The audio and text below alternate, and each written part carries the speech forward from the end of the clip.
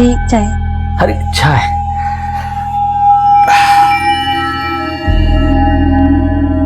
अरे एक मिनट सुनो। जी तुम अपने लिए चाय नहीं लाई? जी अरे हाँ, मैं तो भूल ही गया, तुम चाय नहीं पीती हो।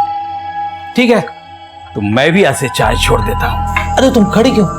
बैठो तो, बैठो बैठो।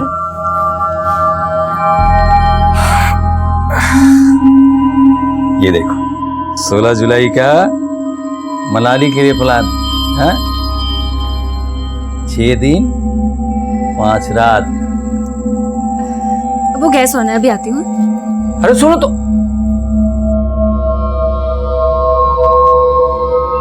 1 2 3 4 5 6 7 8। वाह, वेरी गुड जानू। लेकिन 16 जुलाई मनाली डन ना? डन, लेकिन मनाली नहीं, शिकागो। शिकागो? जानू, $1 70 रुपए।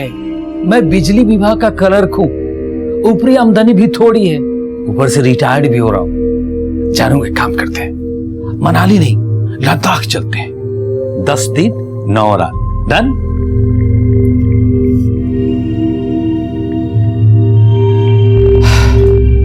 साला शादी ही नहीं करनी चाहिए। जी पैकेज तो अच्छा है, लेकिन थोड़ा डिस्काउंट कर देते तो अच्छा होता। क्या है ना, हम 2 लोग हैं। मालूम है कपल में 2 लोग होते हैं, लेकिन हम तो आपको हंसा के डिस्काउंट मांग रहे थे। जी जी, thank you thank you.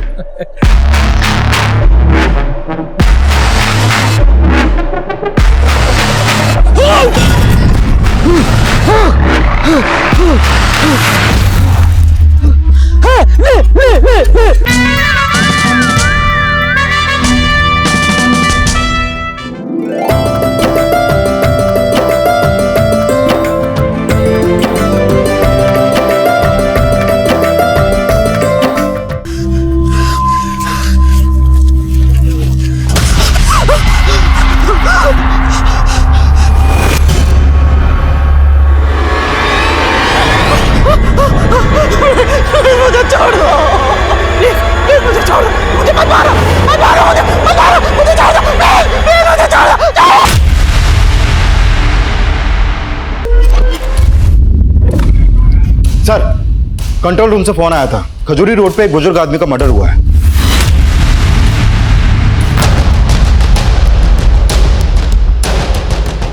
Heera ji! Heera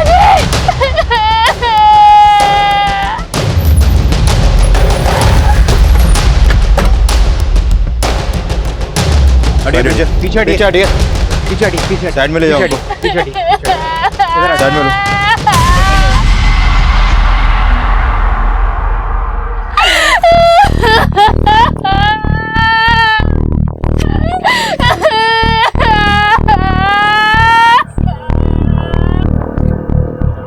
sir, इसका मोबाइल पर्स सब गायब है। कभी सर, लगता है इसी पत्थर से मारा गया इस आदमी को। इतनी बेरहमी से कोई इसे कैसे मार सकता है और क्यों मारेगा? सर, इसका नाम हीरा लाल था, हरिनगर में रहता था। हरिनगर? ये लड़की कौन है जो रो रही है? रीना, ये हीरा लाल की बीवी है। बीवी? और ये जो साथ में लोग बैठे हैं? ये सब लोग पड़ोसी हैं सर, इन्होंने ही पुलिस को इन्फॉर्म किया था। एक बात समझ में नहीं आई, हीरा लाल हरिनगर में रहता था, उसकी लाश मिली यहाँ खजूरी रोड पे। इन लोगों को कैसे पता लगा कि हीरा लाल की मौत यहाँ हुई है? सर, रीना का कहना है कि मर्डर करने वाले ने खुद फोन करके उसे इस बारे में बताया। What? जी सर, उससे मुझे हीरा जी के नंबर से कॉल किया था। मैं उनका ऑफिस से आने का वेट कर रही थी, तभी वो कॉल आया था। जानू, बड़ा प्यारा नाम है तुम्हारा। हाँ? हीरा जी? कौन बोल रहे हैं? हीरा नहीं, पन्ना। कौन पन्ना? हीरा जी कहाँ है? यहाँ खजूरी रोड पर। खजूरी रोड पे? यहाँ पर एक ट्रांसफार्मर है, उसके बगल में दीवार पर भोजपुरी फिल्म का पोस्टर लगा हुआ है, लहंगा में तूफान आइल बा। यहीं पर आ जाओ, यहीं मिलेंगे तुम्हें हीरा और पन्ना। यहाँ आके देखा तो हीरा जी, सर जरूर उसी पन्ना ने मारा होगा ही नहीं। ये पन्ना है कौन?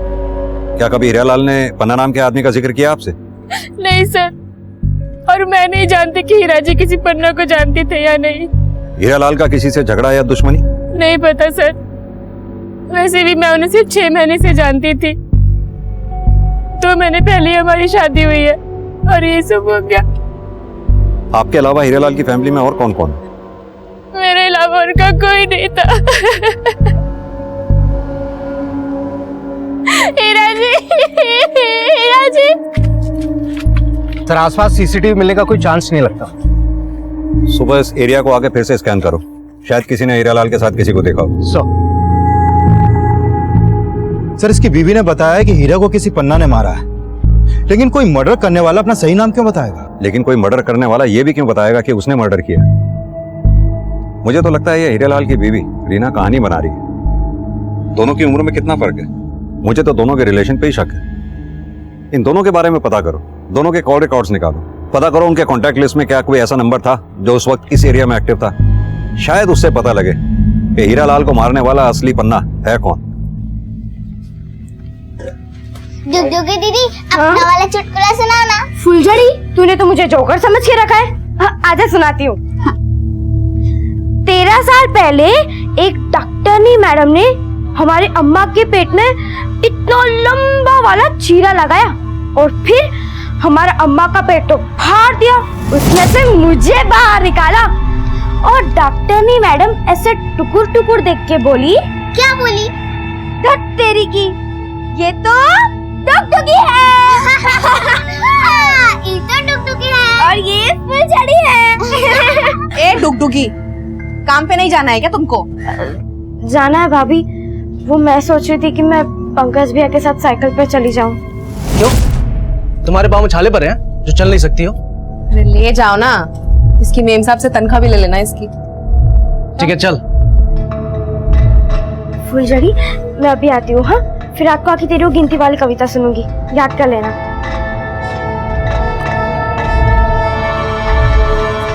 आती हूँ। हाँ, बाय बाय।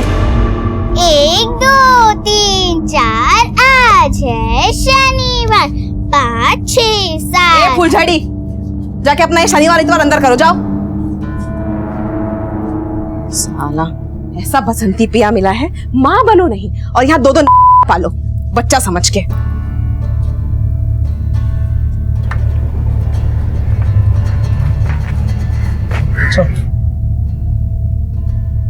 भैया, वो मैंने आपको बताया नहीं, रुक्मणी मेम साहब बोली थी कि वो मुझे 4 दिन बाद तनख्वाह देगी।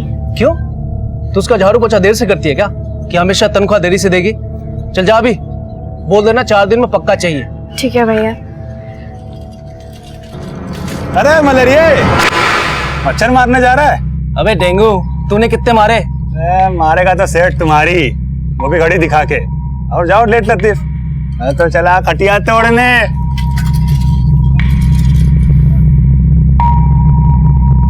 सर हीरालाल के कॉल रिकॉर्ड में ना तो कोई ऐसा नंबर मिला जो किसी ऐसे आदमी का हो जिसका नाम या निकनेम पन्ना हो, और ना ही कोई ऐसा नंबर मिला जो क्राइम सीन पे एक्टिव हो।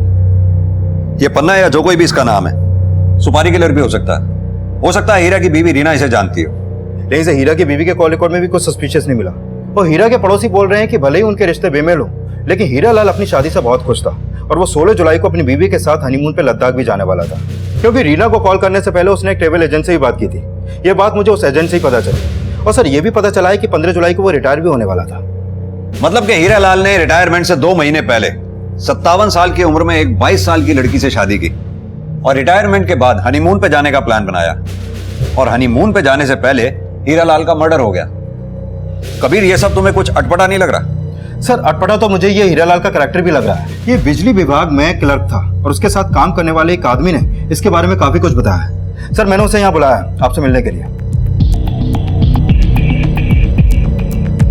सर, हीरा के माता पिता उसके बड़े भाई बहन के गुजरने से पहले हीरा को कई बार समझा चुके थे कि शादी कर ले, शादी कर ले, लेकिन हीरा एक ही बात बोलता था कि मरते दम तक ब्रह्मचारी रहूंगा लेकिन शादी नहीं करूंगा।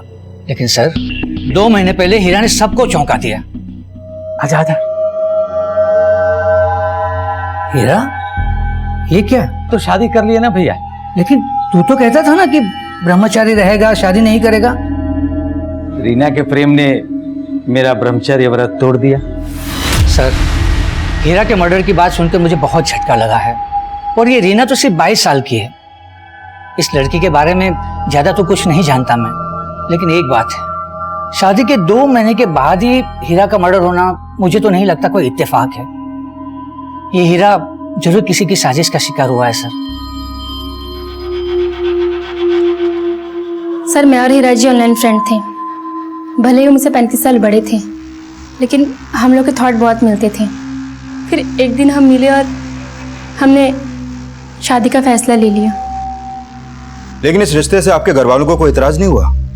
जी नहीं, उन्हें कोई एतराज नहीं था।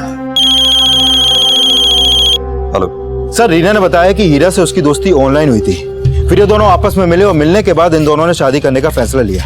हो सकता है रीना ने ऑनलाइन फ्रेंड बना के औरों को भी ट्रैप किया हो। ये रीना की अच्छी तरह से कुंडली निकालो। मुझे पूरा शक है कि वो हीरा को मारने वाला पन्ना रीना की ही अंगूठी का कोई नगीना होगा।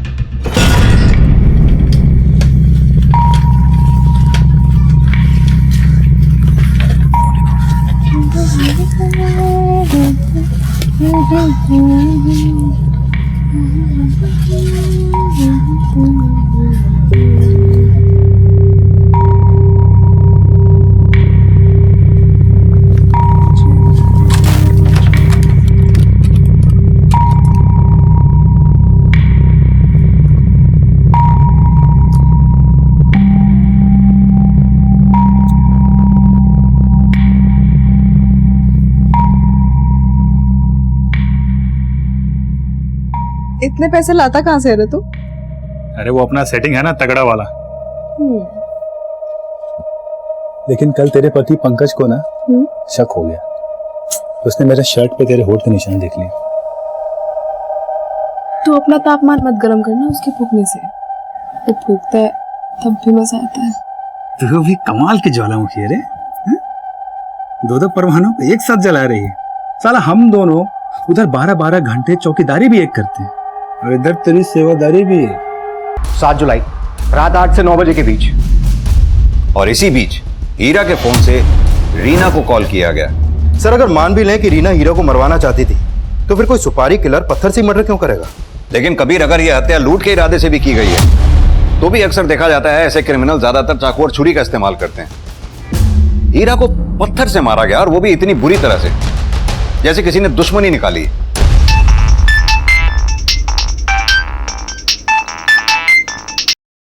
हाँ भैया, तेरे भैया का सैया बोल रहा हूँ। कौन? मानिक भैया कहाँ है? माल रोड पे। साला मच्छर बहुत है यहाँ। आप कौन? मैं हीरा। कौन हीरा? और मानिक भैया के फोन से कॉल क्यों कर रहे हो? अबे तुझे कॉल करूंगा तभी तो तुझे पता चलेगा कि तेरे भैया के साथ माल रोड पे मैंने क्या किया है। क्या किया है? टपका दिया। Hello hello hello.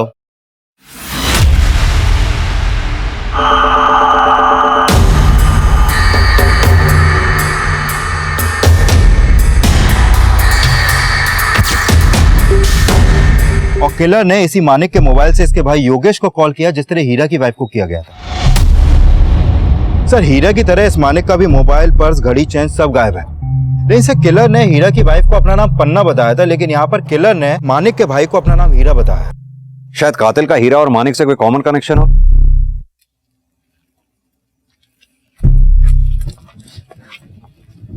क्या तुम या तुम्हारा भाई मानिक किसी हीरा नाम के आदमी को जानते हो? नहीं सर। ये इसका नाम हीरा लाल है। इसका पिछले हफ्ते मर्डर हुआ था। क्या तुमने अपने भाई मानिक को कभी इसके साथ देखा था? नहीं सर, मैंने कभी नहीं देखा इस आदमी को। कबीर, भले ही मानिक का ये भाई योगेश हीरा लाल को नहीं जानता हो, लेकिन दोनों मर्डर्स की मोडस ऑपरेंडी सेम ही है। दोनों के मर्डर एक ही तरीके से हुए हैं। दोनों विक्टिम्स के साथ लूटपाट हुई है।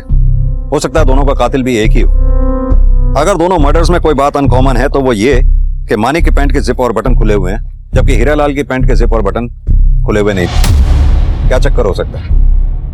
आपका मतलब मोलेस्टेशन से है? लेकिन सर हीरालाल की पोस्टमार्टम रिपोर्ट में तो ऐसा कुछ भी सामने नहीं आया। अब देखते हैं कि इस मानिक की पोस्टमार्टम रिपोर्ट में क्या निकलता है। और ये भी देखो कि मानिक और हीरा के बीच में क्या कनेक्शन हो सकता है, क्योंकि दोनों के मर्डर्स एक ही तरीके से हुए हैं। Okay sir. ये वही मानिक है जिसका हीरालाल की तरीके से मर्डर हुआ है। पता कर, इन दोनों में कोई कनेक्शन है क्या? पता करता हूँ सर।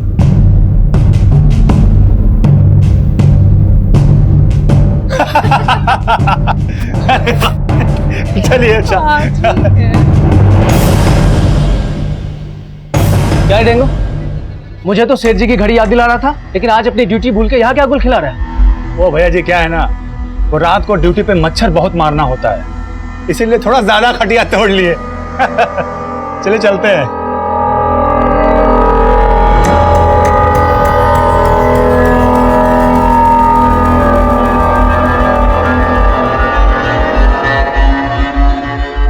सुनीता, देख मैं तुम्हारे लिए क्या लाया हूँ। क्या? गजरा है। अच्छा है ना? तो तुम खुद ही लगा दो। देखो तो जरा, ये चेन कहाँ से आई? ये ना मेरी माँ ने दी थी तीज में। रुको मैं तुम्हारे लिए चाय बना के लेके आती हूँ। हाँ,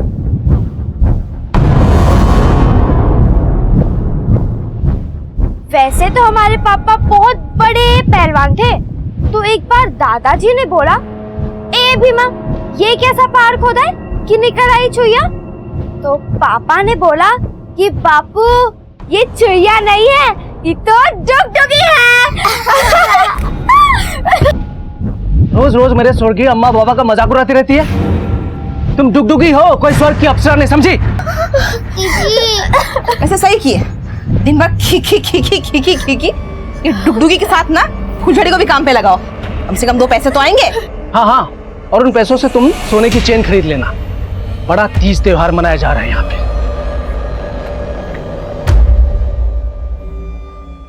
सर, मानिक की लाश माल रोड पे जहां पर मिली थी, वहां के एक सीसीटीवी में मानिक के एक सिक्योरिटी गार्ड के साथ कैप्चर हुआ था। उसकी फुटेज इसमें है सर। दिखाओ।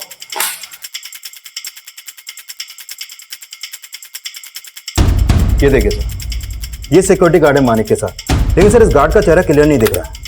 मैंने मानिक के भाई से भी इस गार्ड के बारे में जानने की कोशिश की, लेकिन वो भी ऐसे किसी गार्ड को नहीं जानता जो मानिक को जानता हो। लेकिन जिस तरह से ये गार्ड मानिक की बाइक पे बैठा है, उससे तो यही लगता है कि ये मानिक को जानता होगा। लेकिन सर मानिक के कॉल रिकॉर्ड में भी ऐसा कोई नंबर नहीं मिला जिससे पता चले कि वो इसे जानता हो। सर हो सकता है कि मानिक ने इस गार्ड को लिफ्ट दी हो, और इसके भी पूरे चांसेस हैं कि इसी गार्ड ने मानिक को मारा हो, क्योंकि ये दोनों उसी डायरेक्शन में जा रहे थे जहां पर मानिक की लाश मिली। अगर इस गार्ड ने मानिक को मारा है तो हो सकता है इसी ने फिर हीरालाल को भी मारा हो। ये कौन सी एजेंसी की यूनिफॉर्म पहनी है इस गार्ड ने? सर ये यूनिफॉर्म एसएक्स सिक्योरिटी एजेंसी की है। मैंने वहां पर काम करने वाले हर एम्प्लॉय का डेटा मंगवाया सर। गुड।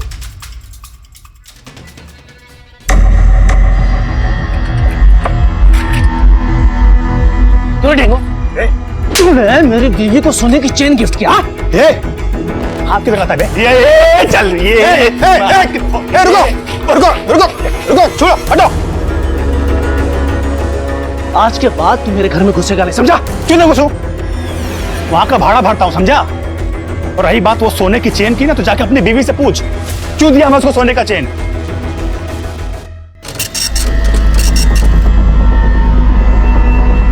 मानिक के साथ देखे गए सिक्योरिटी गार्ड को हीरालाल और मानिक दोनों की हत्याओं का सस्पेक्ट माना जा रहा था, और इस सिक्योरिटी गार्ड का पता लगाने के लिए पुलिस हर संभव कोशिश कर रही थी, लेकिन परिणाम अब भी शून्य था। सर एसएक्स सिक्योरिटी एजेंसी में जितने भी गार्ड हैं, उनमें से किसी का भी फोन क्राइम सीन पर एक्टिव नहीं था। कबीर, ये जरूरी तो नहीं कि क्रिमिनल क्राइम सीन पे अपना फोन साथ में ही लेके जाए।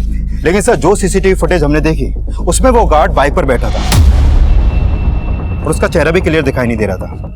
और हीरा और मानिक के बैकग्राउंड में भी उनका किसी भी कार्ड से कोई कनेक्शन नहीं है। सर, खबरियों से हीरालाल और मानिक का एक कॉमन कनेक्शन सामने आया है। 2 साल पहले तक हीरालाल सुखामा रोड पर आया जाया करता था, मानिक भी वहीं आता था।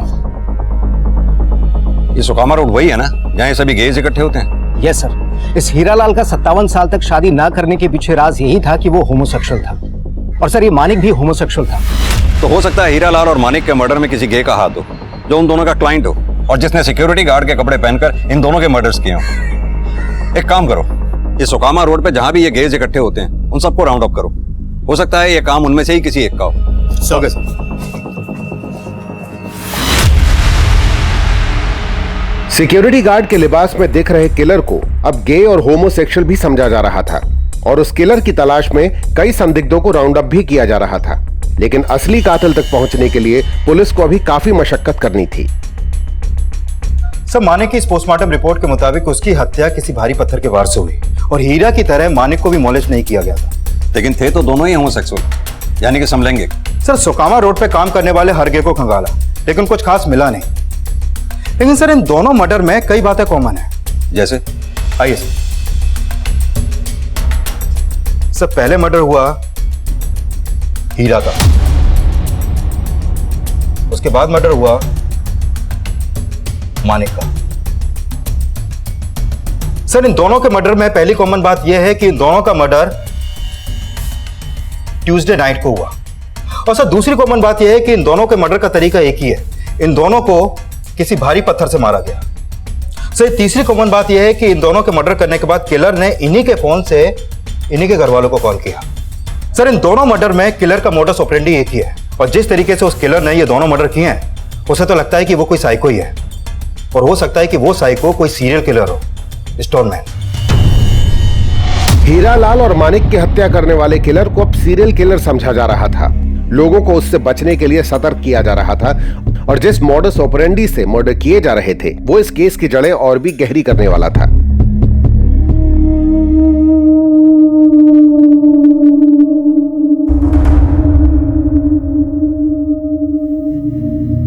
सर फिलहाल कोई ऐसा अपडेट नहीं मिला कि पन्ना या किसी और आदमी का मर्डर भी सेम मोडस ऑपरेंडी से हुआ। नहीं सर, मैं कुछ पुराने केसेस स्टडी कर रहा था।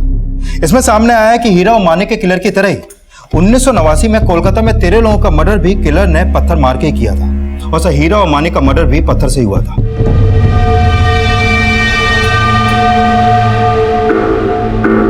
और सर सेम मोडस ऑपरेंडी से 26 मर्डर 1985 से 1989 के बीच मुंबई में हुए।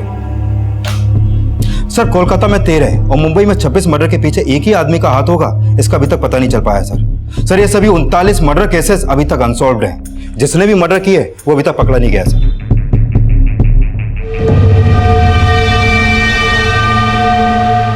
और सर 1985 से 1989 के उन मर्डर केसेस के बाद प्रेस वालों ने उस सीरियल किलर का नामकरण भी कर दिया था, स्टोनमैन।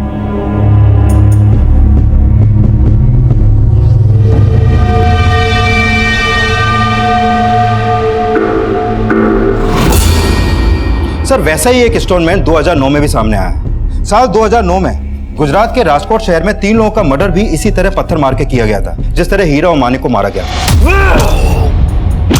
लेकिन सर राजकोट के इस स्टोनमैन को गुजरात पुलिस ने अरेस्ट कर लिया था। यह स्टोनमैन अब भी गुजरात जेल में है। लेकिन जिस स्टोनमैन को हम ढूंढ रहे हैं वो अभी तक फरार है। वो उन सीरियल किलर से ज्यादा अतरंगी है। वो लोगों की पत्थर मारकर सिर्फ जान ही नहीं लेता, वो विक्टिम के मोबाइल फोन से उसके परिवार वालों को फोन करके क्राइम स्पॉट पे बुलाता है, जैसे कि हमें चैलेंज दे रहा हो। कबीर, इससे पहले कि वो किसी और को शिकार बनाए, हमें उसे ढूंढ निकालना होगा।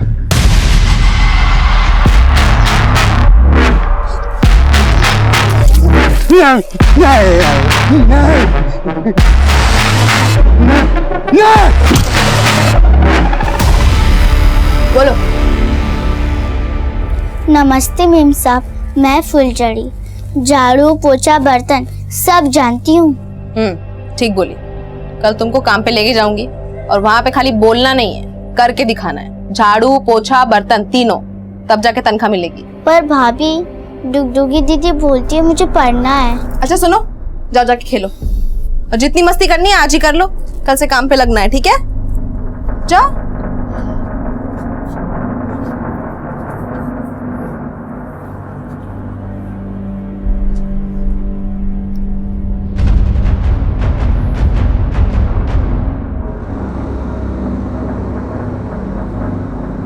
अरे देवर जी, चाय पियेंगे आप? अरे नहीं भाभी जी, हम तो बस अब कुछ दिनों के मेहमान हैं आपके यहाँ पर। क्यों? मतलब अगले महीने हम आपका घर खाली कर रहे हैं। ऐसा क्या हो गया? अब आपको क्या हम बताएं? छी छी छी छी। अरे पंकज भैया ने मेरे और आपके बारे में इतना गलत सोचा कि मुझे बताते हुए भी शर्म आ रही है आपको भाभी जी।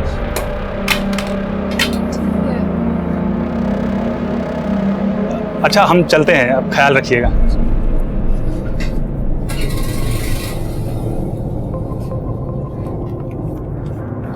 अब तुम मुझे और बेवकूफ नहीं बना सकती हो।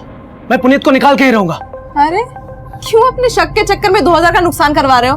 हाँ, तुम्हारे लिए मैं पाई पाई जोड़ रही हूँ। तुम्हारी छोटी बहन को नौकरी भी लगवा दिया है और तुम हो कि भाभी,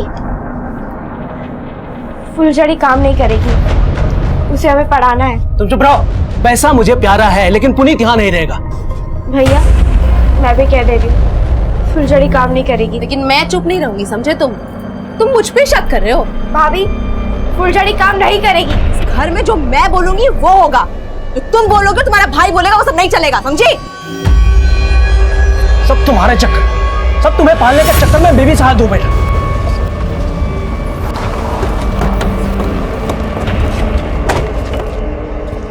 पीछे हटिए आप लोग। सर, इस मर्डर का भी मॉडस ऑपरेंडी सेम है। मानिक की तरह इसकी पैंट का भी जिप और बटन खुले हुए हैं, लेकिन सर हीरा के केस में ऐसा नहीं था। सर, हो सकता है कि ये आदमी होमोसेक्सुअल हो तभी इसको मारा गया। इसलिए इस बार इस मर्डर का पता इसके घर वालों से हमें नहीं चला। हो सकता है किलर ने विक्टिम के फोन से उसके घर वालों को फोन किया ही ना हो। और वैसे भी आज थर्सडे है और पिछले 2 मर्डर ट्यूसडे नाइट में हुए। सर, अगर मान लो कि हमारा ट्यूसडे वाला अंदाजा गलत था, तो ये भी तो हो सकता है कि इस किलर ने इस आदमी के घर वालों को फोन किया हो लेकिन ये आदमी इस एरिया का ही ना हो, या ये भी हो सकता है कि इस आदमी के पास ही फोन ना हो। कभी कैसे भी करके इस तीसरे आदमी की पहचान होना हमारे लिए बहुत जरूरी है। हो सकता है इसकी पहचान से ही किलर की पहचान जुड़ी हुई हो। अरे भैया, भाभी तुम डुगडुगी को बचाए, फिर फुलझड़ी काहे रो रही है? दीदी, जब आपको कोई मारता है तो फुलझड़ी को भी दर्द होता है। देखो, मुझे तो दर्द नहीं हो रहा, हम तो हंस रहे, तुम भी हंसो। हंसो। खी बंद करो, जाके खाना बनाओ। भाभी, आप जो बोलेंगी वो मैं करूंगी, लेकिन फुलझड़ी से काम मत करवाइए। अच्छा, जो मैं बोलूंगी वो करोगी? जाके अपने भैया का खून कर दो। करोगी? नहीं कर सकती ना? तो जो मैं बोल रही हूँ वो करो, वरना तुम दोनों का खून कर दूंगी। चलो आगे खाना बनाओ।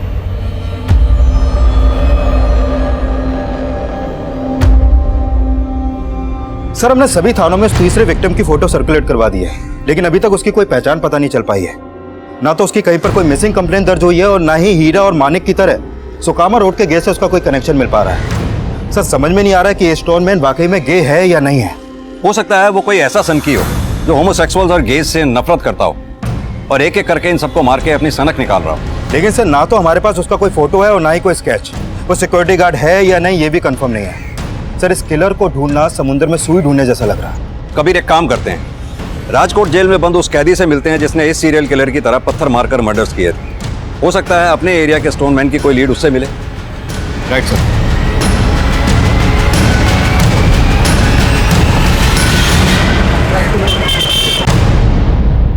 साहब, मैं स्टोनमैन नहीं, चोरीबाज था। चाकू की नोक पे लोगों को लूटना, फिर टपका देना। फिर मुझे पता चला रमन राघव का, सुना 54 लोगों का मर्डर किया। साहब, मुझे रमन राघव से बड़ा क्रिमिनल बनना था, इसलिए उसके 54 मर्डर का रिकॉर्ड तोड़ने के लिए 3 लोगों को पत्थर मार के टपका डाला मैं। तेरे जैसा एक सनकी बाहर भी घूम रहा है जो लोगों को पत्थर से मारता है। तेरा कोई भाई भाई भी है क्या? मेरा कोई भाई भाई नहीं है। हाँ, एक दोस्त था, बबलू। जब मैंने 2 लोगों को पत्थर मार के टपकाया तब वो मुझे बोला कि तेरे से पहला मैं रमन राघव का रिकॉर्ड तोड़ेगा। अभी भी वो बाहर है साहब। एक बात बता, ये बबलू गे है क्या? अरे नहीं साहब, बबलू गे हुए नहीं है। गे तो अपना पुरोहित है। कौन पुरोहित? अपनी गैंग में था साहब। हो सकता है बाहर ये बबलू और पुरोहित का कंपटीशन चल रहा है कि सबसे ज्यादा मर्डर कौन करेगा। उस स्टोनमैन को ढूंढने के लिए पुलिस बबलू और पुरोहित समेत कई खूंखार अपराधियों के क्राइम रिकॉर्ड स्टडी कर रही थी और इस कोशिश में कई ऐसे क्रिमिनल्स पकड़े भी गए जो काफी लंबे समय से फरार थे। लेकिन जिस स्टोनमैन को पुलिस ढूंढ रही थी वो अभी तक गायब था और उस तीसरे विक्टिम की पहचान भी अभी तक पता नहीं चल पाई थी। उनके घर में लूटपाट हुई थी। कबीर, क्या ये पता लगा कि हंसमुख होमोसेक्सुअल है या नहीं? सर, फिलहाल तो ऐसा कुछ सामने नहीं आया।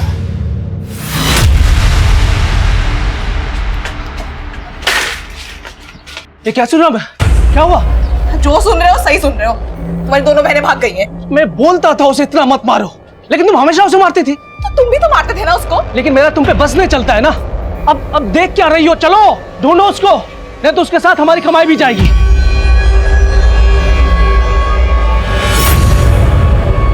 सर, ये हंसमुख के कॉल रिकॉर्ड। हत्या वाले दिन उसके नंबर से किसी को भी लास्ट कॉल नहीं किया गया था, बल्कि उसकी हत्या से 2 घंटे पहले उसके फोन पे एक नंबर से कॉल आया था। ये देखिए सर। और हत्या वाले दिन ये नंबर उसी एरिया में एक्टिव था जहां पर हंसमुख का मर्डर हुआ। सर, अभी ये नंबर नुसरतगंज में एक्टिव है। लेकिन ये नंबर है किसका? सर, अभी थोड़ी देर में पता चल जाएगा कि ये नंबर किसके नाम पे रजिस्टर्ड है और इसका फोटो भी सामने आ जाएगा। सर, ऑलरेडी मैंने अपनी एक टीम को नुसरतगंज में तैनात कर दिया है। हो सकता है ये नंबर यूज करने वाला स्टोन मैन ही हो। अरे फुलझड़ी और डुगडुगी को धरती तो निकल नहीं जाएगी ना। देख सुनीता, तू सच सच बता, कुछ छुपा तो नहीं रही है ना? अरे तुमको क्या लग रहा है मैंने मार दिया उनको? नहीं, तू मुझसे भी ज्यादा कमीनी है। तू उसे मार नहीं सकती लेकिन उसे बेच सकती है। अब बता क्या किया तूने? जबान संभाल के बात करो, अगर और एक शब्द बोला ना तो यही खड़े खड़े तुमको बेच दूंगी, समझे?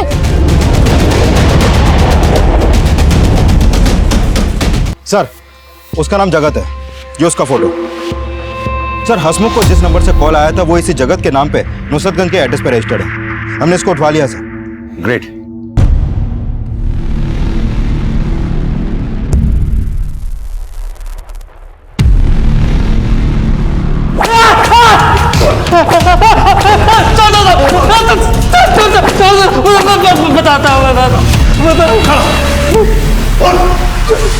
हसमुख सेठ मुझे नौकर कम और गुलाम ज्यादा समझते थे। उन्होंने मुझे बहुत सताया साहब।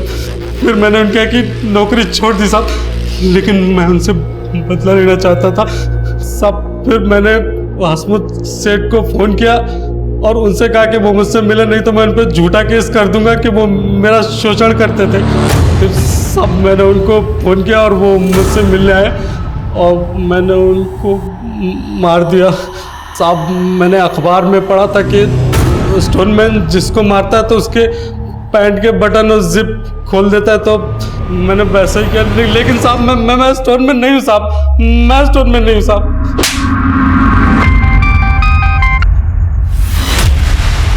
अरे सुषमा, कहाँ हो तुम?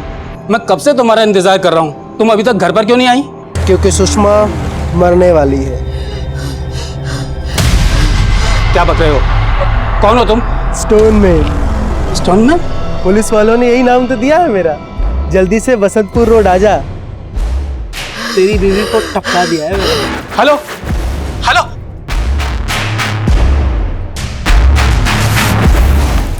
क्या? सर, बसंतपुर में इस बार स्टोनमैन ने एक औरत को मारा। औरत को? हाँ सर, उस औरत का नाम सुषमा है और किलर ने सुषमा के ही फोन से उसके पति को कॉल करके मर्डर लोकेशन बताई है। और इस बार किलर ने अपना नाम स्टोनमैन बताया है। स्टोनमैन? Yes sir.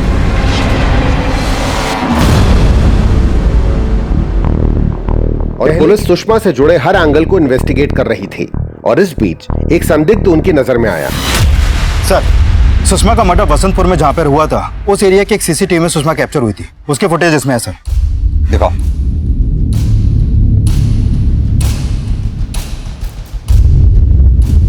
ये देखिए सर। सर, मानिक के साथ भी एक सिक्योरिटी गार्ड देखा गया था और उसने भी ऐसे ही कपड़े पहने हुए थे, लेकिन इस फुटेज में गार्ड का चेहरा साफ दिख रहा है सर। इसकी पहचान होना हमारे लिए बहुत जरूरी है। पता करो इसका कोई क्रिमिनल रिकॉर्ड तो नहीं है। Okay sir.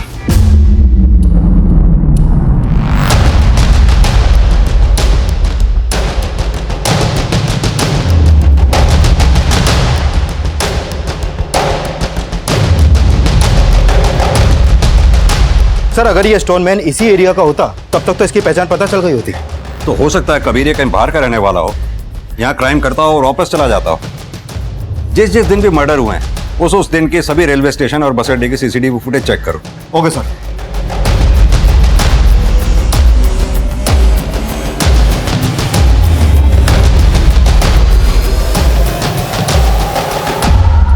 सर, आपका अंदाजा सही निकला। जिस दिन भी मर्डर हुए थे उस दिन ये security guard Ashok Nagar railway station के पास वाले मार्केट के एक सीसीटीवी में कैप्चर हुआ था। ये देखिए सर। लेकिन सर, पता नहीं चल पा रहा है कि ये आता कौन से एरिया से। कबीर एक काम करो, अपनी एक टीम सादे कपड़ों में इस मार्केट के आसपास तैनात कर दो। हो सकता है फिर किसी दिन ये किसी न किसी को शिकार बनाने के लिए यहाँ आए। Okay sir.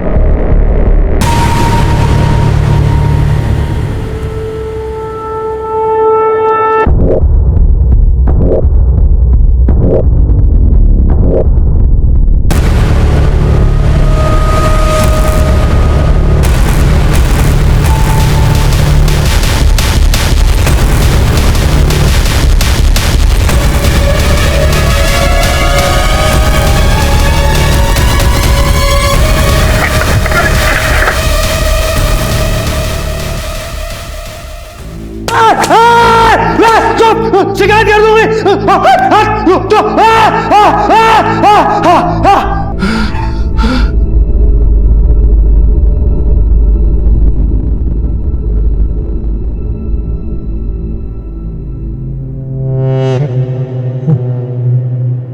क्या साहब, आप लोग भी बजाने आए हो?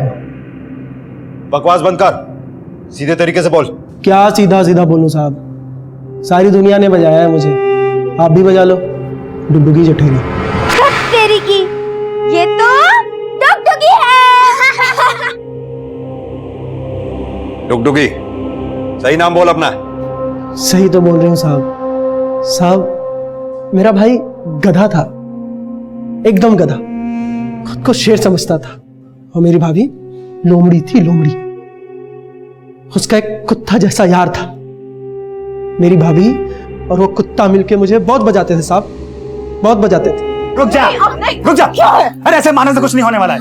ऐसे मारोगे ना तो अपने भैया को और बड़ा चढ़ा के बताएंगे। इनको जान से मारना पड़ेगा।